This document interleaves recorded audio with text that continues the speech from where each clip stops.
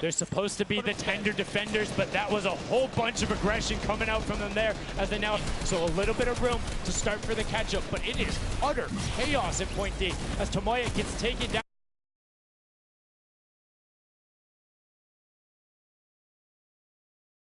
Minimal on this game alone here. You want to win this one. Ravens revenge. Can they hold it? Or will Cuddle Crew find themselves up and on overhead? And all right, he wants more points. He's hungry for it. It's unfortunate they're just clipping off the side as Magma goes down, sitting on 23 eliminations right now, and Kodaga doing his best to find where they sit.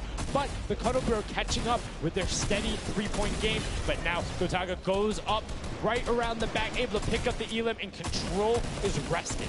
This is scary because the Cuddle Crew is also getting points right now. So yes, they're getting a lead, but the Cuddle Crew is keeping up and keeping it very close. They're keeping it very close.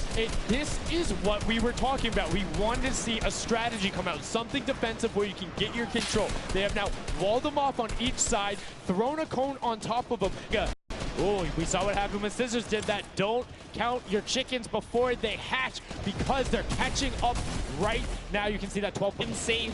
This is the protect the president strat at its finest. Cuddle Crew still gaining points. Llama Records still getting points. In comes the fire from all the other platforms. Cuddle Crew's putting on pressure. They don't want to give them the freebie here. You have to look at Ravens Revenge, though. Everybody is so focused on the middle. Nobody is going and challenging the top team. You know they're over there. You know they're uncontested right now. You have to be putting shots down there. You have to find the tags under Kodaga. There it is. And they got him. They got him the difference now. Look at the Cuddle Crew climbing up on their consistent three, but they still have control of the top. They just don't have their sword. It's 2 hops to get up there. Almost there. He is almost there. The first place can be his. Right now he can take this lead, Sundown. But they got control at the same time. It's literally ticking over a half-second away from each other. The shots are going. Cuddle Crew has the lead, though. Will the shot be able to go through? Yes! Cuddle Crew goes take it down. 999, 1,000. Kodaga and Ravens Revenge in the closest nail-biter yet. Edge out the Cuddle Crew in 2 teams who we said we wanted to see more. They brought more. Are you kidding me? The Fish fans step up and shut it down. Just the fact they stepped on the point, they couldn't earn points and they lost the lead. They were just a tick ahead. That could have been their game. I mean, it's just, let's check out the replay. You can see the counter in the top right, but the Fish fam going up and challenging on the other side. You can see them hopping up there.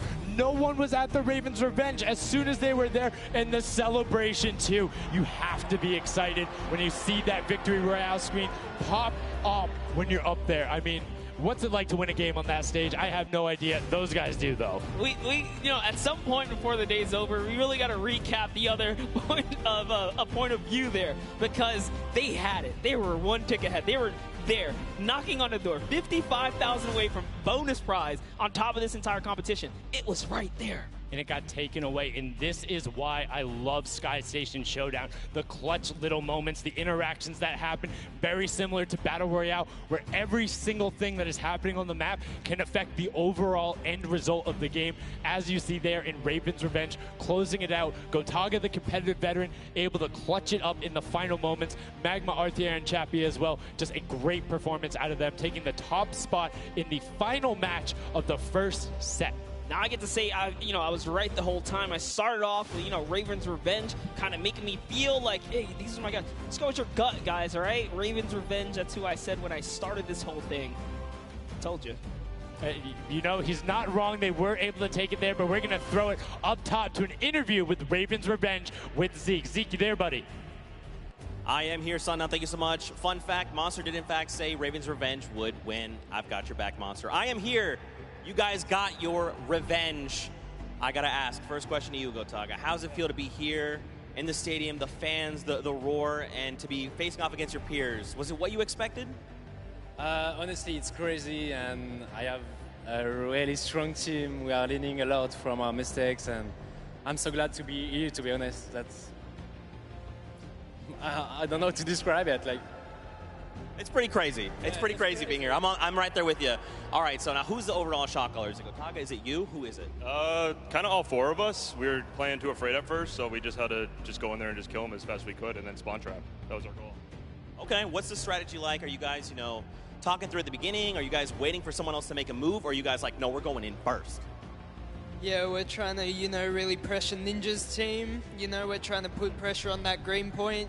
And yeah, we were able to control it over them. They ended up wussing off over to the center. And yeah, we were able to play our game and play what we wanted. Awesome. All right, final question. What do you want to say to all the fans that are here watching, cheering you guys on, and from home? I don't know, it's just incredible. I'm happy that so many people are here. I don't know, just enjoying the show. It's amazing, honestly. Well, congratulations, guys. Now, I believe for now, we're going to send it over to Golden Boy, who is standing by.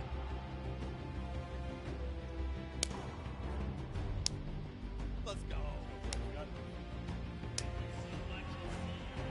Going on there, and now what we're doing right now, hanging out as they walk back over, just brilliantly done there from RTA, Magma, Chappie, Gotaga. The teamwork from them was just on point. You talked about it, all 4 strong players from Gotaga, and they're happy with the final result, and that puts them immediately into contention because it's cumulative prize point to find out who will take that first silver llama and kind of get a leg up for the rest of the creative final. I actually want to touch on something that, was kind of interesting. He called Ninja's capture point the green point. These guys are like that focus here. He's like, okay, we know who's kind of farming which ones. And they're shutting players down, shutting down their competition so that they can take these sets. Well, that's the next step, right? As soon as you're immediately in there, and that's the big part for Sky Station that I enjoy, is you have the ability to see where the other opponents are in relation to you for score. So if you want to go and try and make somebody's life difficult, you might not be maximizing your points,